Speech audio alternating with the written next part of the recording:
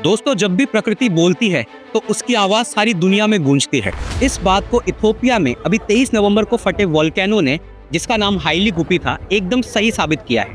12,000 साल बाद फटे इस वोल्केनो ने जब अपने विकराल रूप को लिया तो उसके बाद इससे निकले जो ऐश क्लाउड है उसने न सिर्फ इथियोपिया बल्कि गल्फ इवन इंडिया तक के लिए एक चिंता खड़ी कर दी।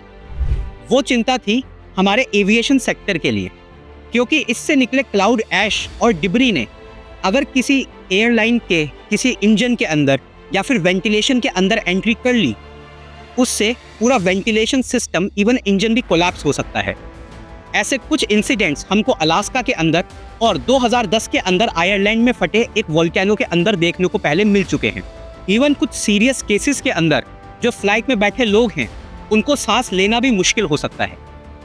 इवन कुछ एक्सपर्ट्स ने यह भी अंदेशा कहा है कि जेट स्ट्रीम के थ्रू जो अफ्रीका से इंडिया की तरफ फ्लो करती हैं, उसके साथ भी कुछ ऐश पार्टिकल्स जो हैं या फिर जो ऐश क्लाउड है वो राजस्थान इवन दिल्ली तक आ सकता है।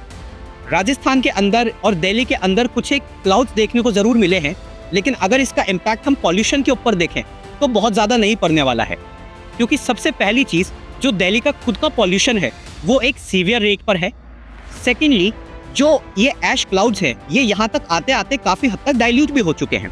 ये डाइल्यूटेड ऐश क्लाउड्स भले ही अभी इंडिया के ऊपर डायरेक्टली इम्पैक्ट ना कर रहे हों, लेकिन कहीं ना कहीं ये हमारे लिए एक सवाल ज़रूर पैदा करता है कि क्या कोई ऐसा सुपर वोल्केनो पूरी ह्यूमैनिटी को एक्सटिंक्ट कर सकता है, या क्या हमारी ह्यूमैनिटी सही में इतनी प्रिपेयर्ड है कि जिस तरीके से 2012 एक मूवी आई थी वैसे किसी कैटास्ट्रोफिक इवेंट के लिए हम एकजुट होकर पूरी ह्यूमैनिटी को बचा सकते हैं। इसका जवाब आप लोग कमेंट सेक्शन में दीजिए। Thank you.